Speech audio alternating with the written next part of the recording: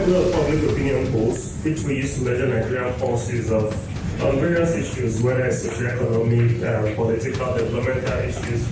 And our commitment is to make sure that our policymakers have credible, reliable data to be able to enable them make the right policies for Nigerians and Africa as a whole. What we've also done today is that we've compiled some of our past polls into what we call the NOIPolls compendium. You have that on the file too.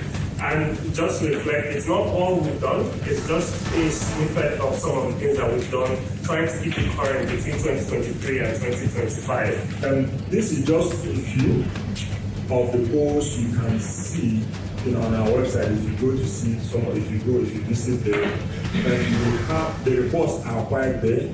If you want more information, maybe technical analysis, comparative analysis, any form of analysis you want, you can always reach out to us for more information on how. But the goal here today is for you to start making use of these polls that give you opportunity to know what other citizens in the country are saying.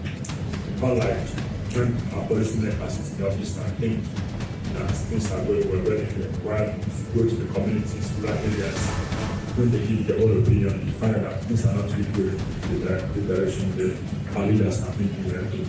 They are probably not certificated, no traditional training that the ideal proper journalist has.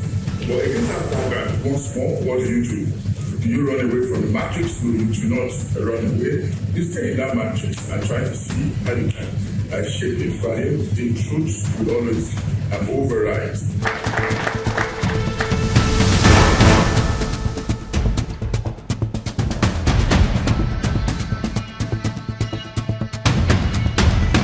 In your view, how often does media narratives shape public opinion before credible data enters the conversation? That is always the practice of politicians and those who want to use journalism and the media for their against the public, because what they want is that they know there's a public sentiment that won't work in their favor. Those who are in the business of dissemination of information, they want to first of all attack them. Who starts to come around and all of that, but as journalists, we need to keep our eyes on the ball. Look at statistics, look at candidates, x-ray them, and then report them accurately. Because there's a lot of misinformation that's been touted as journalistic work. We shouldn't take the audience for granted. Imagining that the audience does not know, cannot necessarily separate the wheat from the chaff. The mass of your sections of the audience may not be able to do this, but there are some sections too that are immensely circumspect, and we want to see or to hear from credible sources, credible sources before they go home with the story.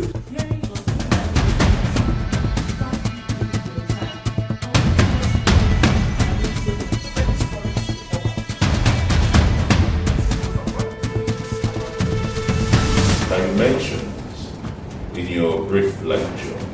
How can you reconcile it with ownership ideology when you look at the media space? So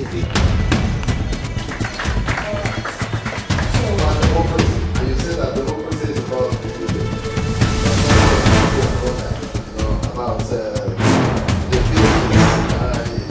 who gather to make information more attractive.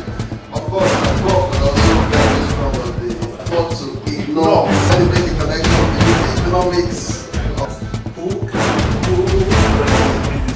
Those kind of